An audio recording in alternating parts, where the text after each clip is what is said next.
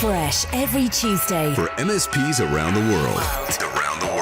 This is Paul Green's MSP Marketing Podcast. Welcome back to the show. We have an absolute cracker for you this week, and this is what's coming up. Hey, I'm Braith Bamkin, and if you've ever wondered about how you get referrals into your MSP, join me in the podcast where I'm going to share some tips and tricks on how to get you referral ready. And on top of that interview with Braith, we're also going to be talking about contract length. I believe every new client should be joining you on a 3-year contract. What do you think? Let's find out later on. Paul Green's MSP Marketing Podcast.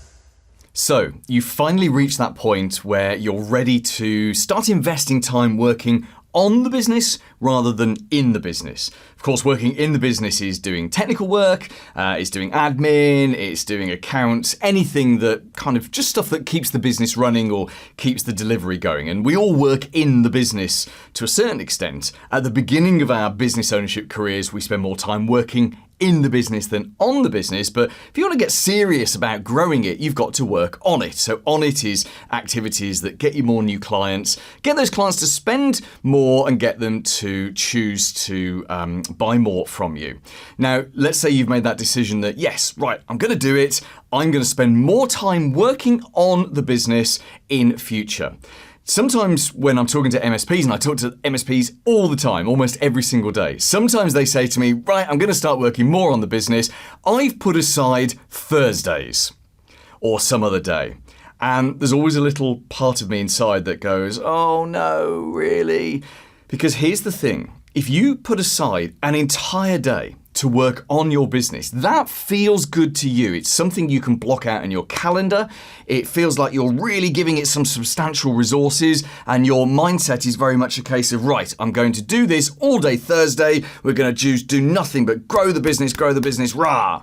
The problem with having a massive chunk of time once a week is that time can far too easily be stolen by other things, like the big client problem that comes in on a Wednesday afternoon. And quite rightly, you'd get to Thursday morning and the problem hasn't been fixed, and you'd think, well, actually, I need to jump in and fix that problem with my team. That's understandable. Everyone else would do exactly the same thing.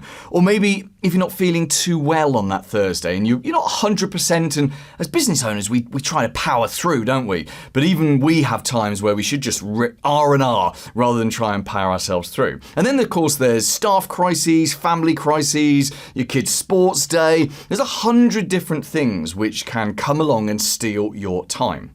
And the biggest problem with just having a day a week when you're working on the business is if something steals that day from you, you've skipped an entire week and you're not doing any work on the business for that entire week.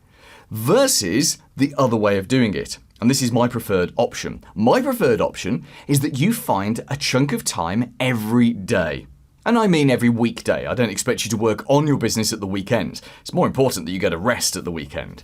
But what if you could find, let's say, 60 to 90 minutes every single weekday to work on your business?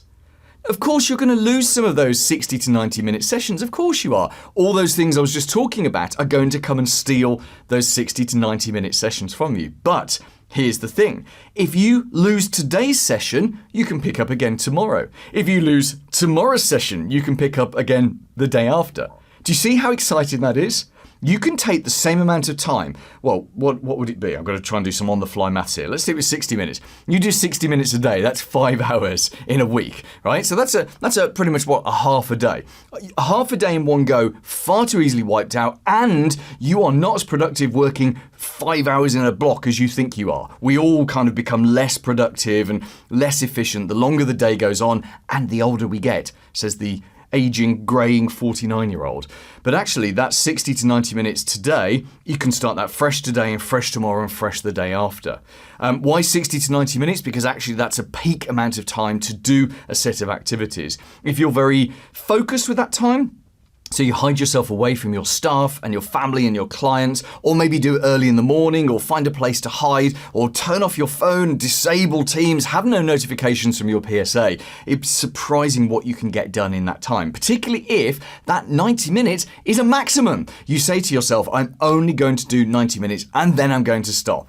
And the beauty of that is you've got a deadline. And when you've got a deadline, you work up towards that deadline. It's like when you go on holiday or on vacation, isn't it? And the day before you go, the last working day, you get like 6 days worth of work done in that day. I know you're exhausted, but the reason you do it is because you've got an immovable deadline, which is, hey, I've got to switch off at 7 o'clock tonight, got to pack a suitcase and drive to the airport. And very rarely do we miss that kind of deadline. So if and when, as you're starting to plan working on your business more, please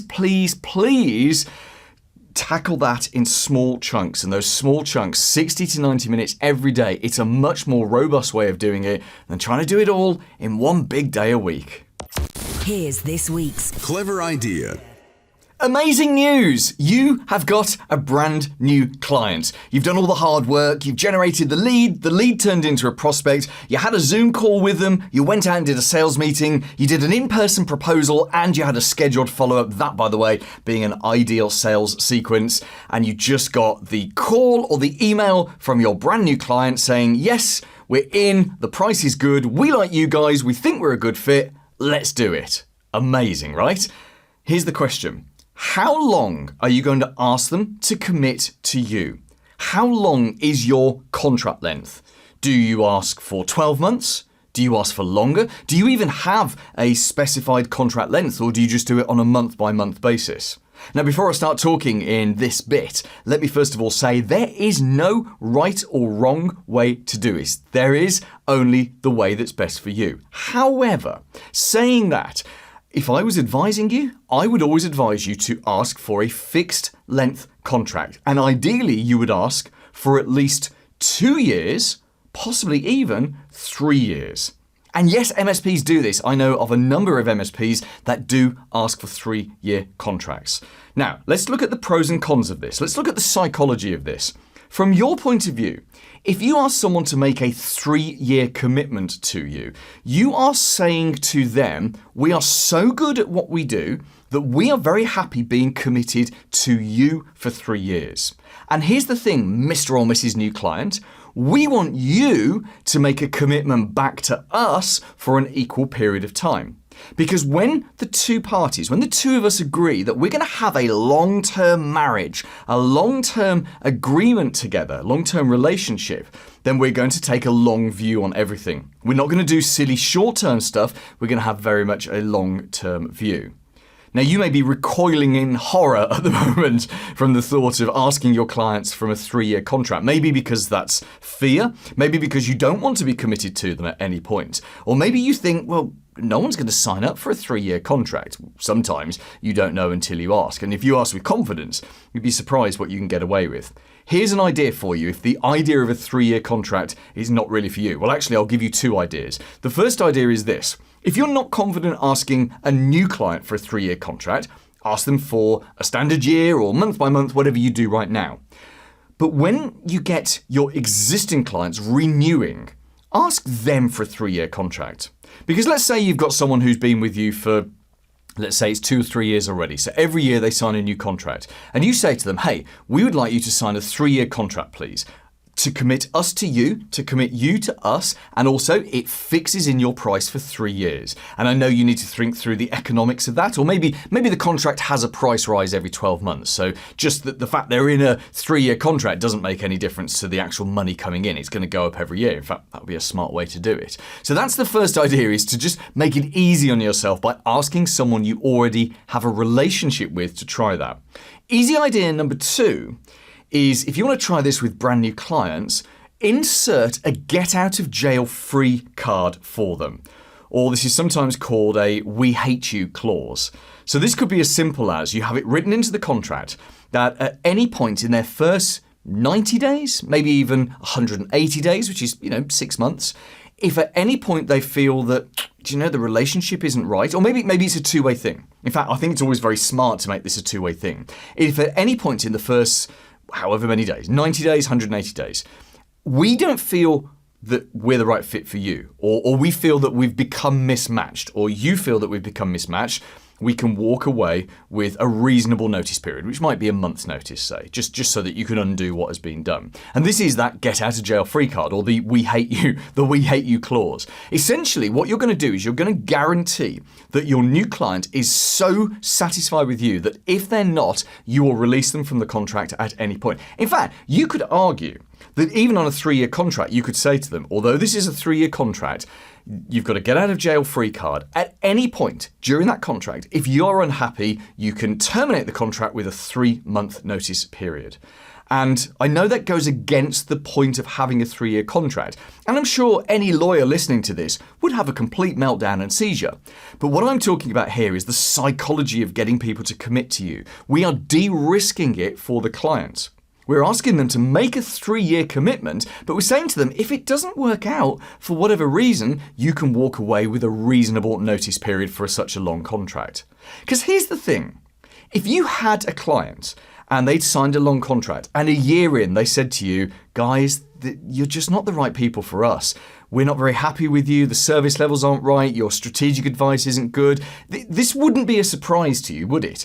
It's a 99% chance that you would know that there was a problem, right? Because the work that we do with people, particularly when we're close working them and what you do, you pick up when there's a level of dissatisfaction. And actually, the chances are that a client that isn't happy with you is probably a bit of a nightmare client anyway. Right? So if a nightmare client, someone came to you and said they weren't happy, even if you were in the middle of a contract, what would you do? You'd release them from that contract, right? Of course you would. Most businesses would. And this is why, most businesses would unless they were going through a process of selling the business, right? Those companies that are locking you into 3-year contracts or locking people into 3-year contracts and absolutely they must be honoured, whatever.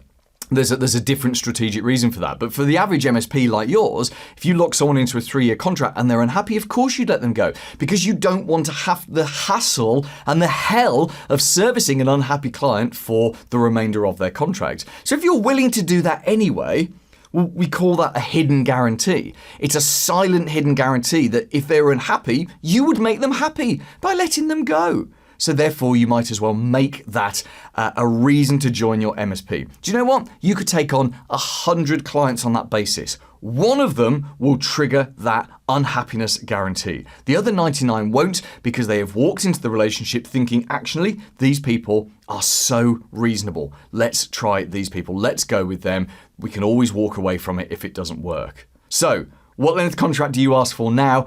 And more importantly, are you brave enough to ask for a 3-year contract? Paul's blatant plug. Would you like to see something sneaky, kind of behind the scenes? Now, if you're listening to this podcast and it's audio only, the next 5 seconds is going to mean nothing to you. But if you are watching this on YouTube right now, let me reveal some magic. Producer Simon, show the green screen. Ta-da!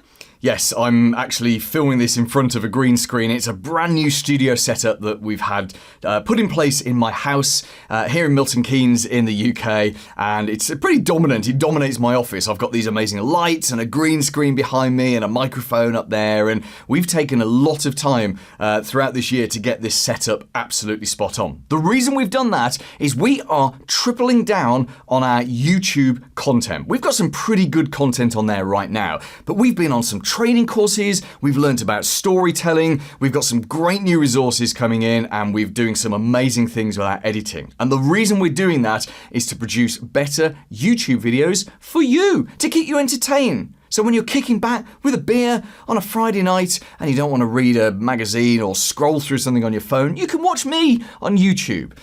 That sounds like fun, doesn't it?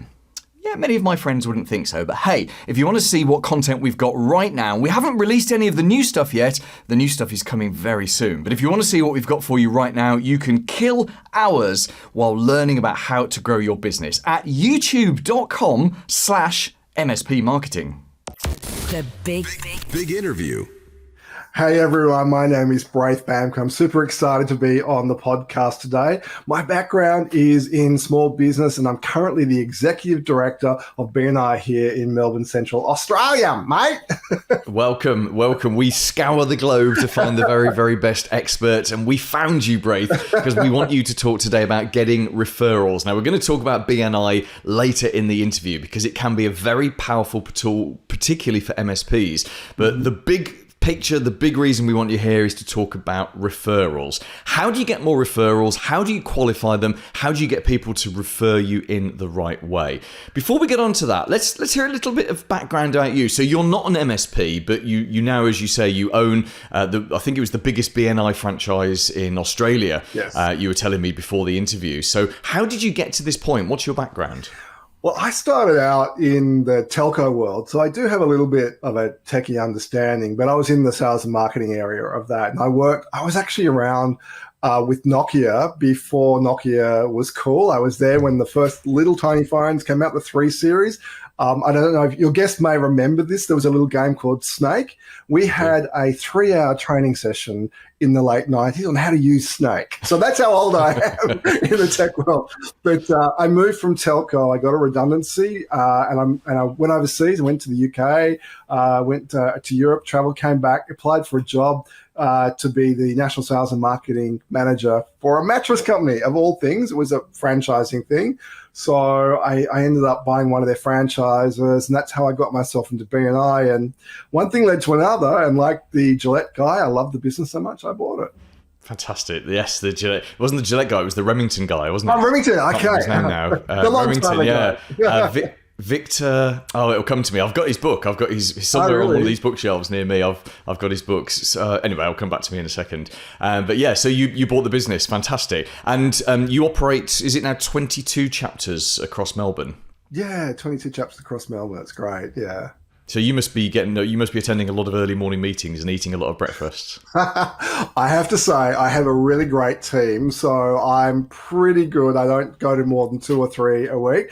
And these days, I actually don't eat breakfast because I think I've eaten more cooked breakfast than anyone on the planet. So these days, I just give it a miss. Yeah, no, I can imagine. I guess it's one of the hazards of the job. I know. With a job like yours. So, referrals. So everyone loves referrals, and I think most MSPs would happily. If they could get enough referrals, they would happily just sit back and make that their main marketing channel. Because, of course, a referral is work that turns up, or potential work that turns up, that's yours to lose. So if I'm looking for, well, as we're speaking now, Braith, and around me in the house, I'm having work done, I've got a guy out in front of me fixing my drive. There's a guy out in my garage right now putting some plasterboards up. There's some people in my office putting some soundproofing up, and a lot of those people have come to me through referrals, where I've said to one builder, hey, I need someone who can do XYZ. Can you find me someone? And they'll say, oh yeah, go and speak to Jim. And suddenly in my mind, because I'm not an expert in buying these things, in my mind, if one person has said to me, oh, I bought from Jim and he's a safe guy to use, the price and all of the other factors are less important to me than trust. And I think that's what makes referrals so powerful. It's where someone you trust or someone you have trust in recommends the person that they are already buying from. Now, in your experience, what is it that stops most MSPs from getting more and more referrals?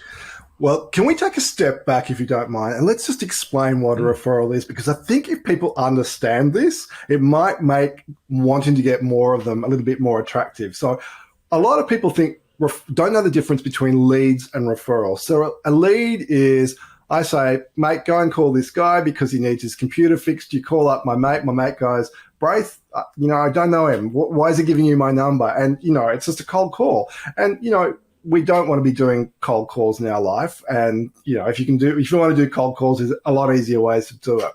But if it's a referral, it's I've referred somebody to a colleague who has said, I have a problem. My tech at work is not working. My emails are slow. I can't download files. My staff are losing information there.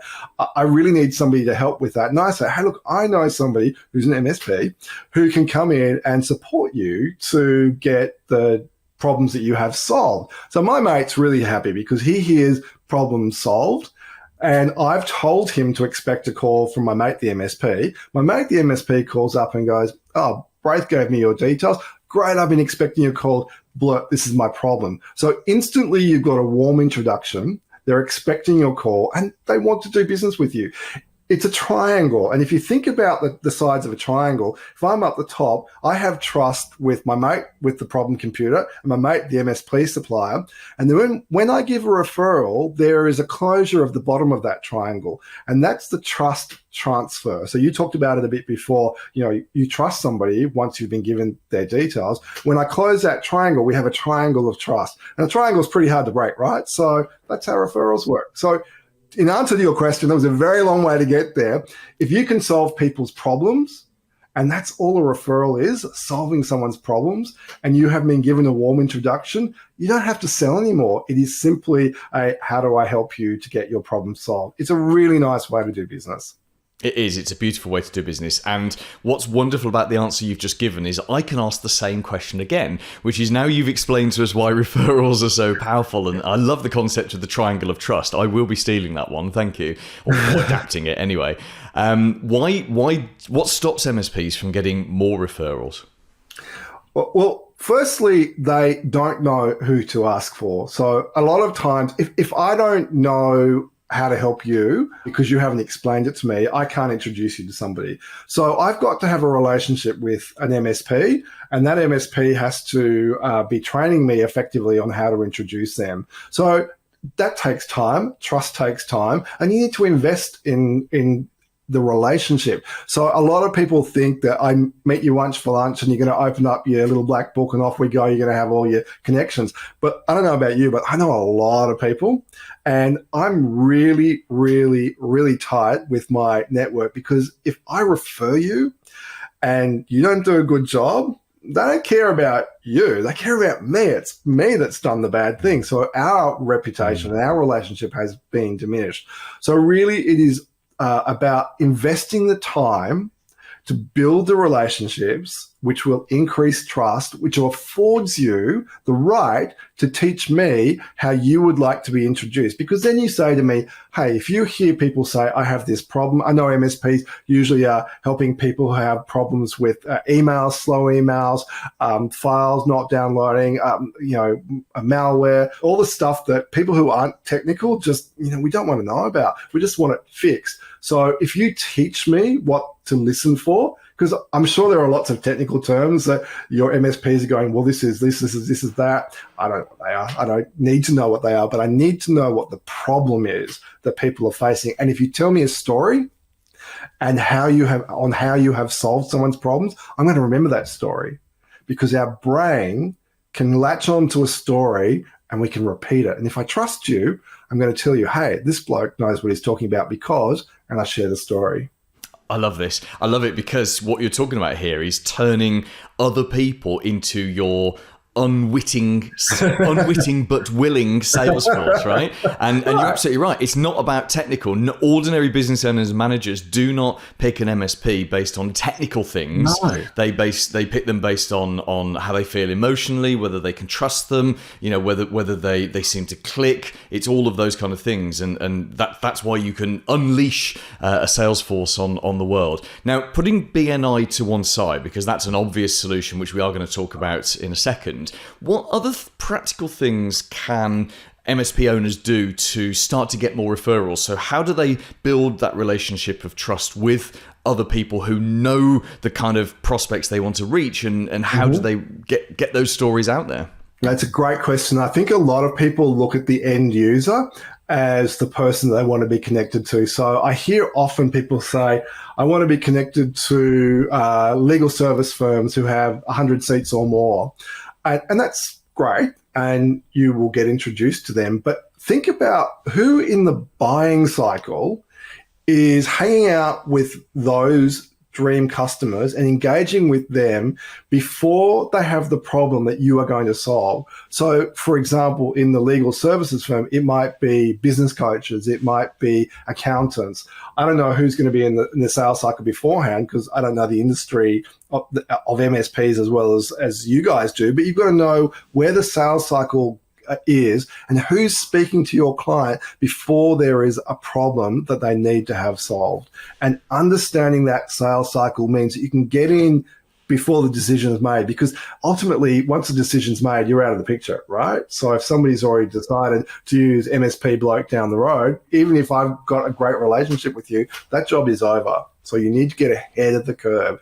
So tell me who are great referral partners, and then build relationships with those referral partners. And MSPs, it might be office fit out people, businesses, it might be hardware suppliers, it might be software suppliers. It could even be web designers or software people who are working within businesses, and they identify problems in that business once they've got in there and worked with them. You know, we've all had the experience where you've had this fabulous new website built, but it's going like a snail in the office, and you know, you've obviously got a problem, so you need somebody to come in and solve that, even though you've got, I don't know if you have broadband in the UK, but broadband or whatever the service is, you know, you've got a problem. You need somebody to come in there and fix it. So those guys know the clients before you do. So build relationships with those people.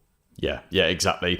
Just of interest, here in the UK, we have dial-up, so we have to dial a number and put the phone sort of into a receiver, and it goes beep, beep, beep, beep, like that. I am joking. Yes, we have broadband. I'm thinking of a smart comment to make, but I don't think I will.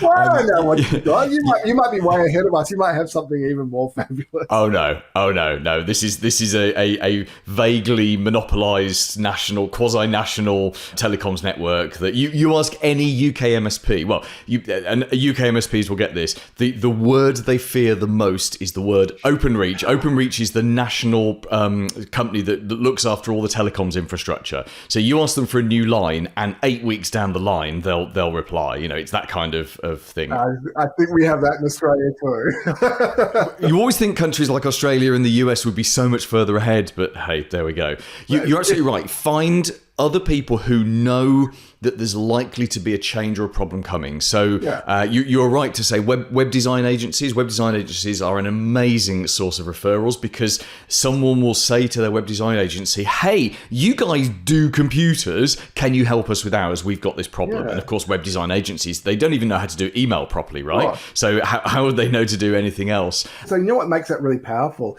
is if you help those people to solve their clients' problems, it makes them more sticky.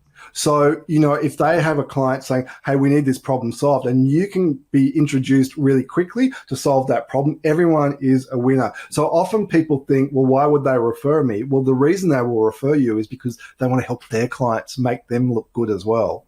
Yeah, exactly that. In fact, you're making their lives easier, and the reward that you get for that is they will push work your way, and that can work both ways as well, which is pretty exciting. Yeah. Okay, let's talk about BNI. So you loved it so much. Victor Khayyam, that was the name that I was looking for. You are right. That was it.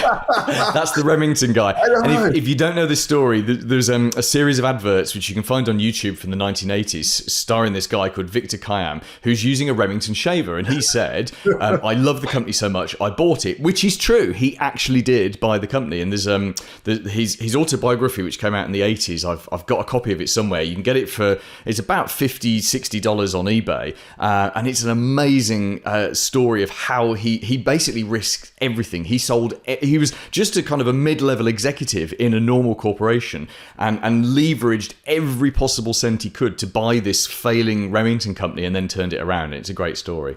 But yeah, so you bought the franchise. Yes. You're obviously BNI through and through. Cut you bleed BNI now. BNI. Now I did a couple of years in BNI in 2005, and that was with a different. You make it sound like a sentence. Pretty.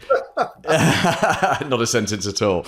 I enjoyed my years. So I when I was looking for general marketing business, it worked very well for me. And then I discovered the power of verticals and niching, and I went off down a separate route, and I went down the healthcare route. And at the time, I was looking for veterinarians and opticians or optometrists and dentists, and they weren't in BNI, so I didn't reach them. But I deal with lots of MSPs. I talk to lots of MSPs, and those who are in BNI for a number of years, sing its praises. And it seems to be that the trick is getting into the right kind of group. So can you explain what would be a good group for an MSP and what would be a bad group, or a group that isn't quite as a good fit? Sure. Well, I first of all, I would say that no matter where you go in the B&I world, if you come with the right mindset, you're already ahead of the game. So I think a lot of people come to B&I and they expect things to fall in their lap straight away. But B&I is a long, slow burn. So wherever you go in the B&I world, you've got to think about this as a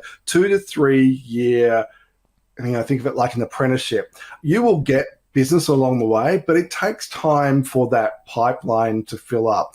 And what you're looking for is people in a chapter that are natural referral partners. So we talked before about the software people, the web people, the accountants, the business coaches, people who are speaking to your clients before they need your product or service. So we call them in B&I contact spheres. So they're groups of people that share the same client but don't compete, and they're on the same side of the buying cycle. So that's where you go. But what I will tell you about any B&I chapter, if you walk in the room and you feel comfortable with the people that are in the room, it doesn't matter whether or not you've got your natural referral partners in there, because you're trying to tap into the people in the room whose networks you want to access. And if you feel comfortable with the culture, you're always going to be ahead of the curve, because every B&I chapter around the world in every language is the same agenda and process, but they're all different because human beings come together in groups and they create a culture. So you want to be in a room where you feel the right cultural fit for yourself.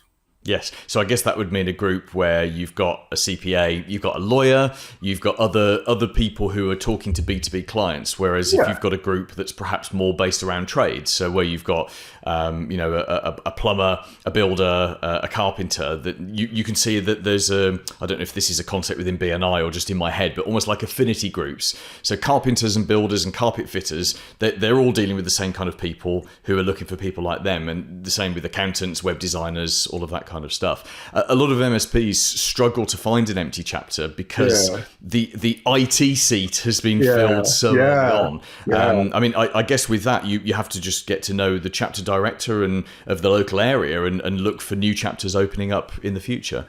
Well, there's always opportunity. People come and people go. Like, things happen in their businesses, their lives. They get married, they move house, they sell their businesses, all sorts of stuff. So there's always opportunity to join a B&I chapter. So I'd make myself aware of what's around you and make myself aware of who you need to speak to get in there. Simple as that. Simple as that. So essentially play the long game and you'll find a way in. Yes. Okay. Braith, thank you so much for coming onto the podcast. I've had a blast with you today. It's been absolutely great fun. Now, I know that you have a ton of resources on your website as well to help business owners, not just people involved with B&I, but business owners around the world and MSPs. Tell us what you've got available and how can we access it? Look, I've got a really cool free course. It'll take you about just over an hour plus a bit of time to invest in filling out the documents. It's called 3 Steps to Get Your Business Referral Ready Today. So if you're brand new on the networking referral game, this will give you a really easy way to collect your thoughts and help you to prepare for the journey of generating referrals in your business. And even if you don't go down the referral pathway, it will help you get clear about how to communicate what it is that you want in your business, because that's ultimately what will set you apart from your competitors. Awesome. And give us the website address. So it's Braith Bamkin, that's BraithBamkin.com. Paul Green's MSP Marketing Podcast. This week's recommended book. Hi, I'm Craig Andrews. I'm a marketing consultant that specializes in building rapid trust for high-ticket sales. And the book that I want to recommend has been so transformative for me. It's called Predictably Irrational by Dan Ariely. And what he talks about are predictable ways that we make irrational decisions and how you can use those to benefit your marketing. Coming up next week. Hi, I'm Jake Gregorich, and I'm going to be on Paul Green's Marketing Podcast to talk about what the biggest challenge is in the MSP industry, which in my opinion is new logo growth, and how to address those challenges to help grow your MSP business. That's going to be such a great interview with Jake next week, and we're also going to be talking about something called lead magnets. I'll explain what a lead magnet is and why you would use LinkedIn messaging to reach new prospects using this thing called a lead magnet. Join me next Tuesday and have a very profitable week in your MSP. Made in the UK. For MSPs around the world. Paul Green's MSP Marketing Podcast.